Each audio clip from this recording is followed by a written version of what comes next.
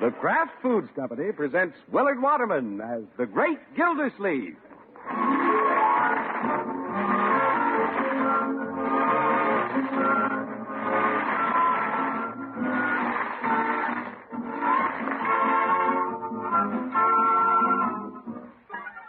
The Great Gildersleeve is brought to you, partially transcribed, by the Kraft Foods Company. Kraft, makers of the one and only Miracle Whip salad dressing.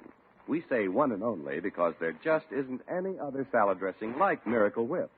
Miracle Whip is different, and it tastes different. Miracle Whip tastes so good, it's become the most popular salad dressing ever created. More Miracle Whip is sold than the next 20 leading brands of salad dressing combined. Try it. Make your salad better tasting with the one and only Miracle Whip.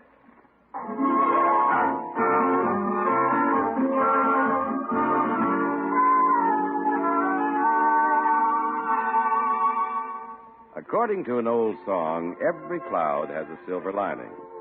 In the life of the Great Gildersleeve, the cloud is his bad-tempered neighbor across the street, Rumson Bullard. But the silver lining is Bullard's attractive sister, Paula Winthrop. This evening, the water commissioner took Paula to a movie, and now, in the late, quiet hours, the great man is bringing his lady home. It's after midnight, Throckmorton. Oh, that was a long double feature. Yeah. I'll park here in your driveway behind your brother's car. Oh, why didn't you just park in front of the house? Well, my mother always told me to be off the streets by midnight.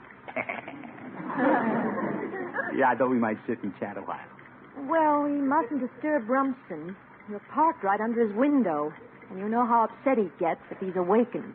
Well, we'll be quiet. I'll turn off the motor, and he'll never know we're here. There.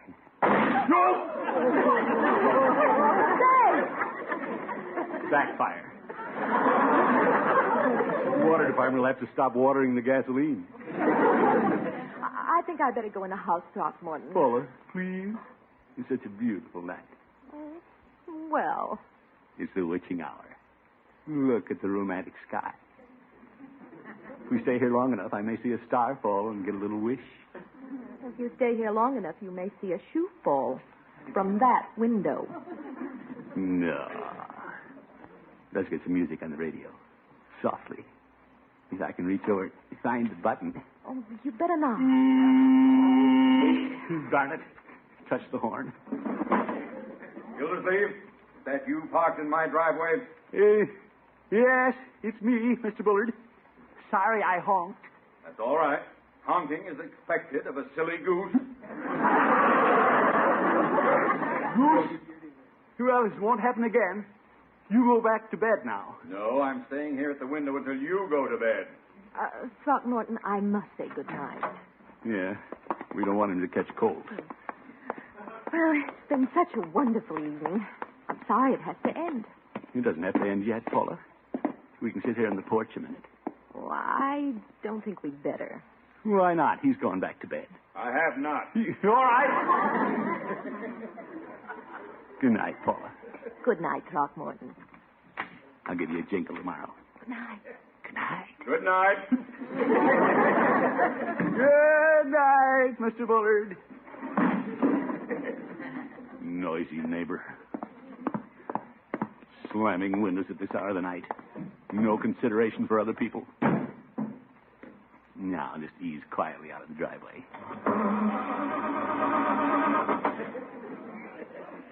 Won't start. This car's giving me a lot of trouble. Darn car. Gildersleeve? Yes, Mr. Bullard? What are you doing now? Mixing concrete? You know, I'm just trying to get my my car started. Gildersleeve, there's a geranium pot here on my windowsill. Oh? I'll give you 10 to get across the street.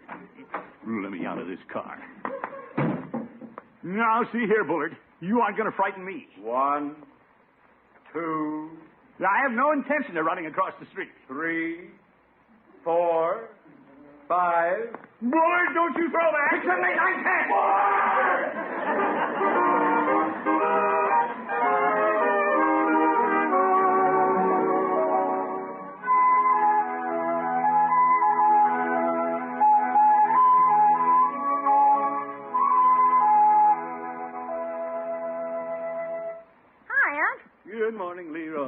Marjorie. Hello, Unky. Unc, what's your car doing in Mr. Bullard's driveway?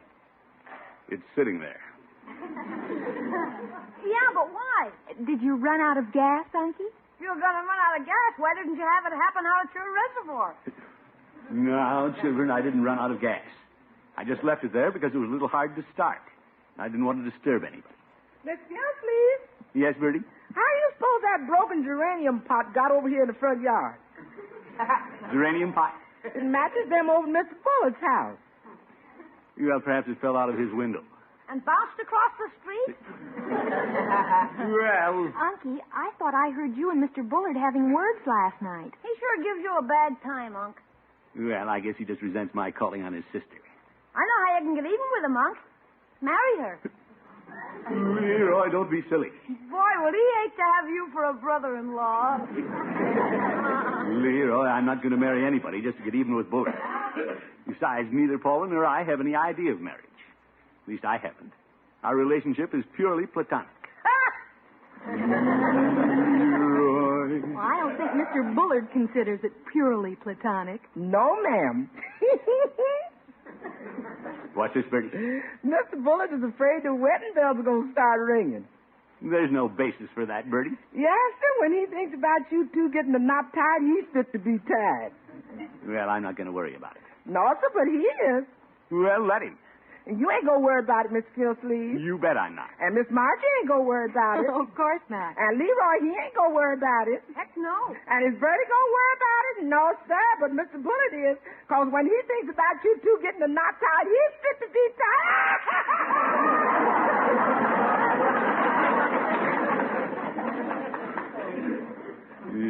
Yes. Well, I'd better go get my car out of Bullard's driveway. Oh, by the way, Unky, when you go to town, would you mind taking my engagement ring to the jeweler's? Your engagement ring?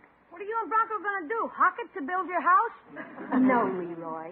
The stone's a little loose in the setting, Unky. Will you have it tightened? Sure. I'll take it to that fellow next door to Peavy. He'll fix it in a jiffy. Hey, Unc, Mr. Bullard's trying to get his car out, and you're blocking his driveway. Oh? Well, good for me.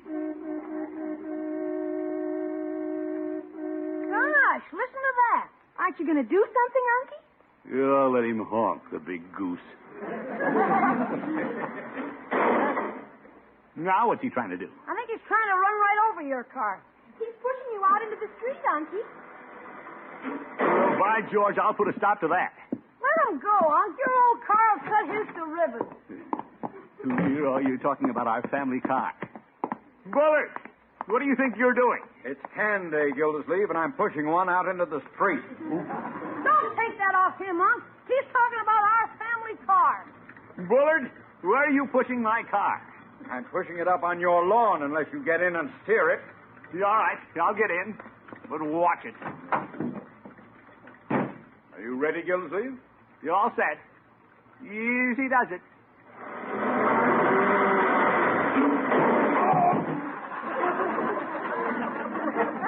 Right up on my lawn.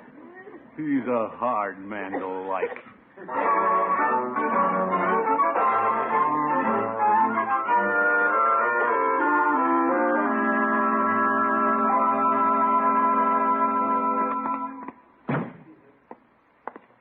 I'm late at the office, but I'd better leave Marjorie's ring at the jeweler's. Not open yet. It was 9:30. Who does he think he is? Tiffany's?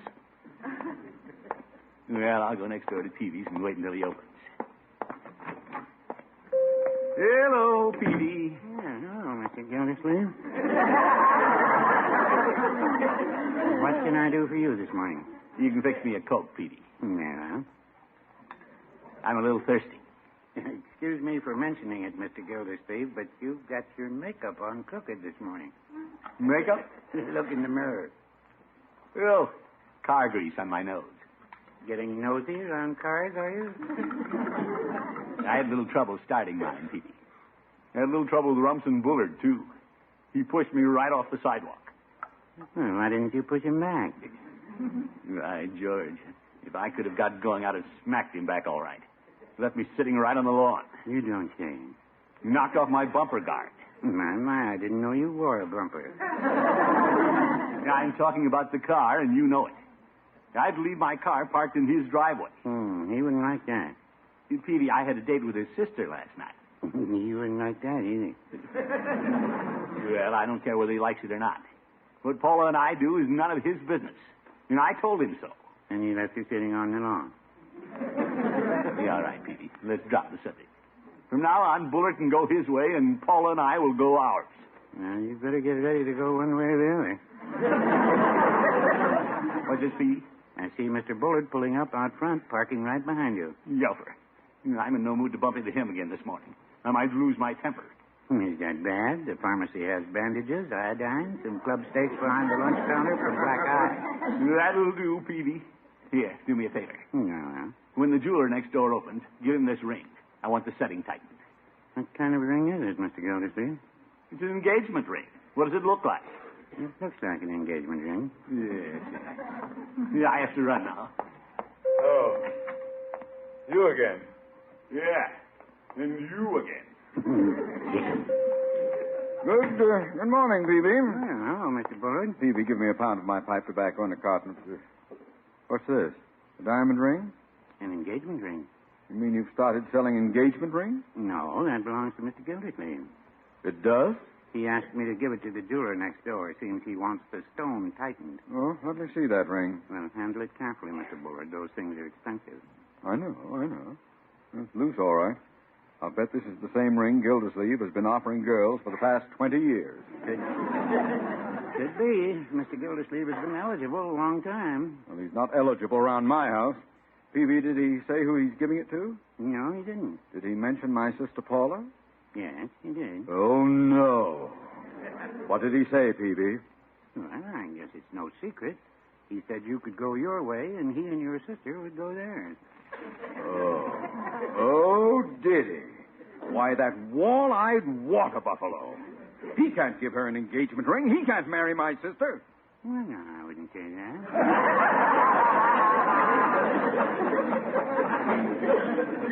Well, I suppose it could happen. In these days when everything in the world's a little haywire, I suppose I could even draw Gildersleeve as a brother-in-law. Well, you could do worse. It isn't possible. Peavy, I must do something about this.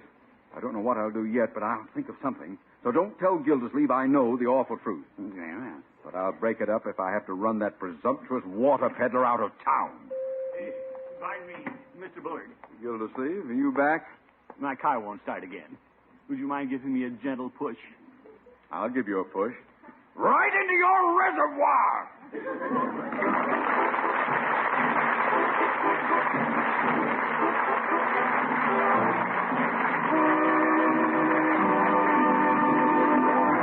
The great Gildersleeve will be back in just a minute. Here's an idea for an attractive, colorful salad your family will greet with enthusiasm. Arrange chilled orange and grapefruit sections, pinwheel style, on a bed of crispy lettuce. Put a bright red maraschino cherry in the center of the pinwheel, and, this is important, serve with Miracle Whip salad dressing. Miracle Whip will give that salad an irresistible flavor. Yes, Miracle Whip is delicious. It has a flavor that's lively and teasing, a flavor that most folks call just exactly right. And it's a flavor you won't find in any other salad dressing because Miracle Whip is actually a different kind of salad dressing. Miracle Whip is made from a secret Kraft recipe that combines the very best qualities of old-fashioned boiled dressing and fine mayonnaise. And Kraft blends Miracle Whip a very special way to give this salad dressing perfect satin smoothness. Treat your family to colorful, attractive salads often and make them more delicious than ever with America's favorite salad dressing, Miracle Whip. Get a jar tomorrow. There's only one Miracle Whip salad dressing, and it's made only by Kraft.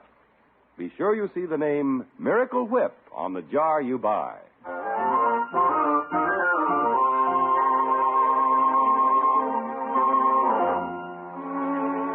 Well, the irascible Rumson Bullard always suspects the worst of his neighbor, the great Gildersleeve. The worst he has ever suspected is that the water commissioner plans to give his sister an engagement ring. Mr. Bullard has worked himself into such a state that he's enlisted the aid of his lawyer, Judge Hooker. Is the water commissioner in? In my office, Judge. Come in. Oh, there you are, Gildy. Where's your office force? Floyd and Lovey? Yeah, I don't call them much of a force around the office. They're still working for you, aren't they? Yeah, still working hard. Running up and down stairs for coffee. May I sit down? Certainly. Why so formal? Well, this is business. I'm here in the interest of my client. Your client? Rumson Bullard. Of course, I'm not supposed to be here. It's a secret. Oh? But in view of our long-standing friendship, Gilda, I think I should lay my cards on the table. I'm supposed to get you out of town over the weekend. You are? Now, let me see. Where'll we go? How about driving up to Half Moon Lake and fishing for perch through the ice? 2 glorious days. What a weekend. Sitting on the ice, waiting for a perch to bite. No, thanks, Judge. I'm not interested. I have a date with Paula Saturday night. She's taking me out to her country club. Well, if you prefer Paula to a perch... That idea. Where'd you get this silly idea? From my client, Rumson Bullard. You, my goodness. What's Bullard up to now? To be candid, Gilda, he's trying to keep you away from his sister. You mean he's worried about Paula and me? He saw the engagement ring you left at Peter's, Gilda. That ring? Yeah. That's the funniest thing I ever heard. Well, what's so funny? Yes, that's Marjorie's engagement ring from Bronco. She just wanted the stone tightened. Oh, so that's it. Well, I'd better go tell Rumson he has nothing to worry about. Judge, don't you dare. What? If Bullard thinks I'm going to give that ring to Paula, let him think so. Let him worry. But, Gilda... If Bullard thinks it'll serve him right, just let him stew. That's the best thing. Best thing that ever happened. Gilda... Don't you say a word to him, Judge. Every dog has his day, and I'm going to have mine. Yeah, I wish I could be a mouse in his house. Watch old Stoneface cry. Excuse me, Judge. Your water department, Gildersleeve speaking. Throckmorton? You, Paula? Is that Paula? Quiet, Judge. Throckmorton, would you mind terribly if we postponed our date for Saturday night? Postponed our date? What happened, Gilda? Quiet, you old goat. Anything wrong, Paula? Well, I really don't know. Rumson is acting very strangely. He's insisting that I leave town. You? He's sending you perch fishing, too? What was that? Yeah, nothing. Well, I can't understand it. He's even buying me a new convertible. New convertible? Mm-hmm. He wants me to drive it to Arizona for a long vacation. I've no idea what brought this on, have you? You, I can't imagine. I don't quite know what to do. Well, why don't you take the car and sort of think about the vacation? Oh, but he wants me to leave before Saturday night. In that case, why don't we have our date tonight? Well, I can't do that. Rumson wants to take me to dinner tonight. He's really scared. I beg your pardon? Nothing, Paula, nothing. Look, why don't you tell him I insist on coming over early, before dinner? Tell him I have a little present for you. A present? That's right. Be sure and tell him that. I'll be over about 5 o'clock. All right, 5 o'clock. See you then. Bye. Goodbye.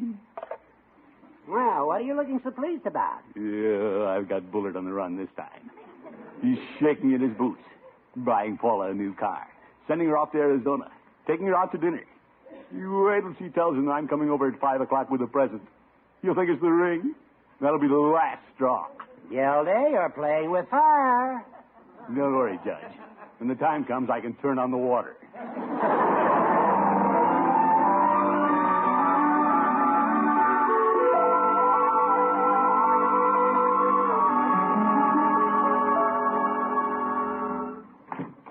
Marjorie! Bertie! That's you, Miss Gildersleeve? Yes, I'm home, Bertie. You're home early. I'm just starting dinner. Well, I have a call to make before dinner, Bertie. Across the street. Thought I'd freshen up a little. You up to something, Mr. Gildersleeve? You got a sparkle in your eye. Bertie, I'm sparkling all over. Do I have a clean shirt? Yes, it just hung them in your closet. Good. You take this box of candy, will you, Bertie? Put it someplace where Leroy won't get his big paws on it. Oh, Valentine candy. Ain't that something? This for Miss Paula? Yep. Did you have my ring fixed, Unky? Yep. Right here in my pocket. There you are. Oh, that's perfect. Why are you looking so happy? Yeah, I haven't time to go into details now. But Mr. Bullard saw your engagement ring at Peavy's. He thinks it's mine, and I'm going to give it to Paula. He's boiling. Oh, Unky, not really. You bet. Yeah, I'm going over there in 5 minutes with a box of candy. You think I'm bringing the ring? Can't wait to see his face. Well, I hope you know what you're doing. Don't worry, I know what I'm doing. And the nice part of it is, Bullard doesn't.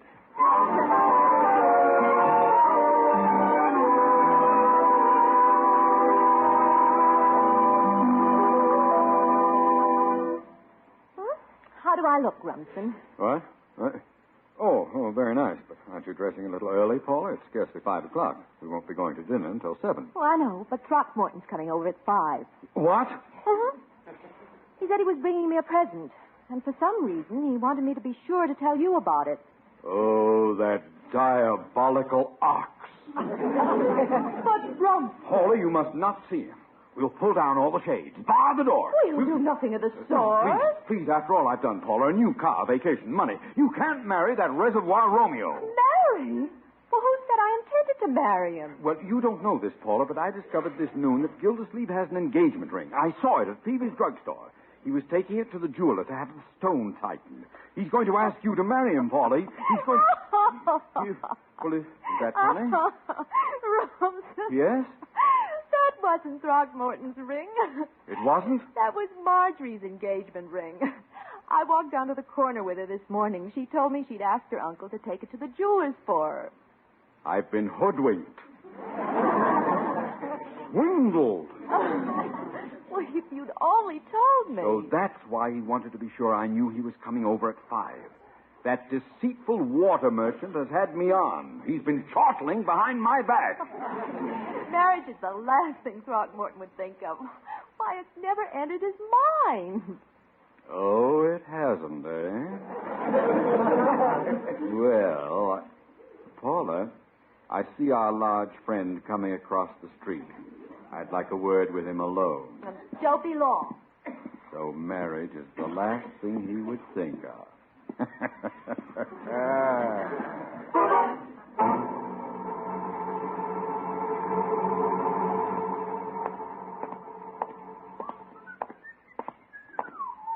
Flower in the buttonhole.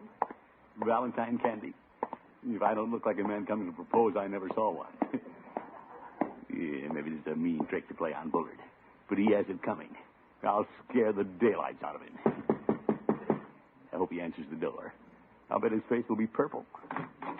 Well, Gildersleeve. Bullard? Don't you recognize your old neighbor? Your old friend? Yeah. Yes. Sure. Well, come in. Thanks. Something's wrong. He's smiling. Come in and sit down, Gildersleeve. Have a cigar? Yes. Thank you. The reason I came over, Mr. Bullard, I have a present for your sister. I've heard all about it, Gildersleeve. Congratulations. Congratulations? The news travels fast, you know. Oh, I suppose you thought I'd rant and rave, object violently. But I'm afraid you misjudged me, Gildersleeve. I'm a sentimental man at heart.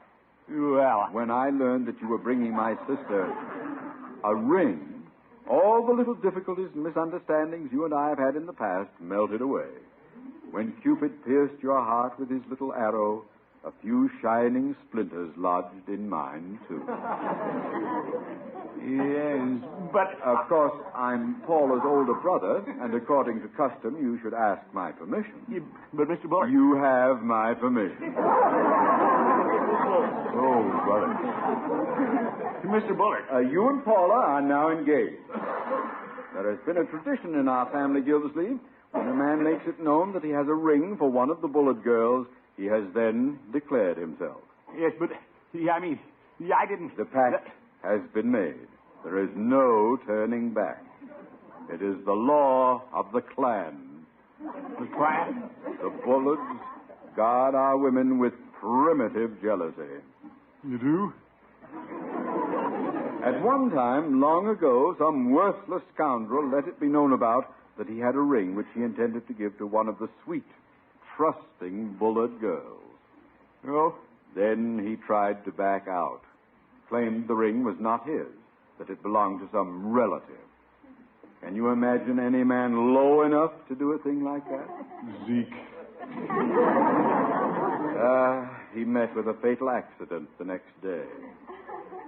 He fell into a loom and was woven to death.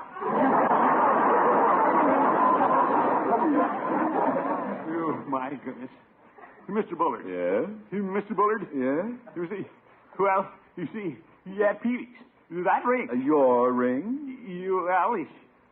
How did I ever get into this? How am I ever going to get out of it? Speak up, Gildersleeve. Well, Bullard, you see, Well, who's that at the door? Come in. Hey, Mr. Bullard, is Aunt here? Yeah, I'm here, Leroy. What is it? You don't mind this ring you took to the jeweler's? Yes? She says the stone's loose. She'll have to take it back again in the morning. Bless you, Leroy. You see, Bullard, that was the ring. He was Marjorie's. All this engagement talk was your own idea. What? No, wait. Gildersleeve, just a minute. Hello, Throckmorton. Hello, Paula. Come on. I want to take you for a ride in my new car. Love to. But I bought that car. Paula, Gildersleeve. Leroy, give Mr. Bullard a piece of the Valentine candy. Okay. Hold on. I won't tolerate this. You come back here, Gildersleeve. You come back. Gildersleeve, come back here. Come back here.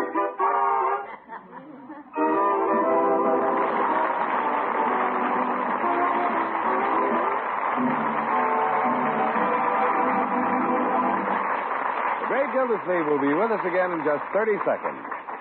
For the best tasting sandwiches you've ever made, don't forget the Miracle Whip.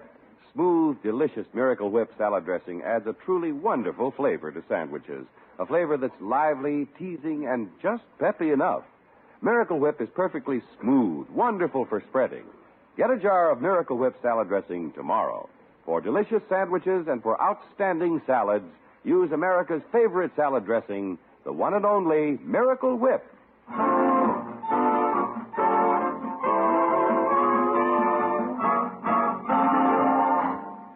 That's right, Petey. Bullard tried to embarrass me. Tried to make me think I was trapped, engaged to his sister. But you were too smart for him. Is that the idea? You bet. Before he even had a chance to put the pressure on me, I very cleverly turned the tables on him. You don't say. How did you manage to convince him it was Marjorie's ring? Oh, I simply outmaneuvered him, Petey. Fast thinking, that's all. My.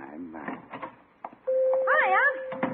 Well, Leroy. Pretty neat the way Marge and I rescued you from Bullard, wasn't it, Unc? What's this? The stone wasn't loose in Marge's ring. She told me to come over to Bullard's and say that. We figured you'd be in a jam. Oh. Leroy. Tell the story again, Mr. Gildersleeve. Oh, go jump in the lake, Petey. Good night, folks. The Great Gildersleeve is played by Willard Waterman. The show is written by John Elliott and Andy White and is partially transcribed. Included in the cast are Walter Tetley, Mary Lee Robb, Lillian Randolph, Gail Gordon, Gene Bates, Earl Ross, and Dick LeGrand. Musical compositions by Jack Meakin. This is John Heaston saying goodnight for the Kraft Foods Company, makers of the famous line of Kraft quality food products. Be sure to listen in next Wednesday and every Wednesday for the further adventures of the Great Gildersleeve. Done up just right, a delicious hamburger can be truly a gourmet's delight. A big deal in eating pleasure. Of course, just about every good cook knows that a dash of Kraft prepared mustard really makes a hamburger. Because when you add a little mustard, you add a lot of tang. Kraft mustard, naturally. There are two kinds of Kraft prepared mustard. Mild Kraft mustard, if you like it smooth and delicately spiced. Snappy Kraft mustard with horseradish added if you like it nippy. Get both kinds of Kraft prepared mustard at your food store.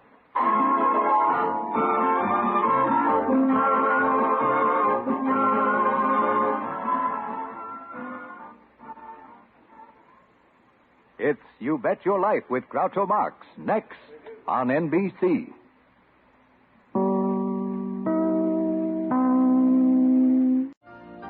You've been listening to the OTR Gold Network. Find more classic radio at otrgold.com.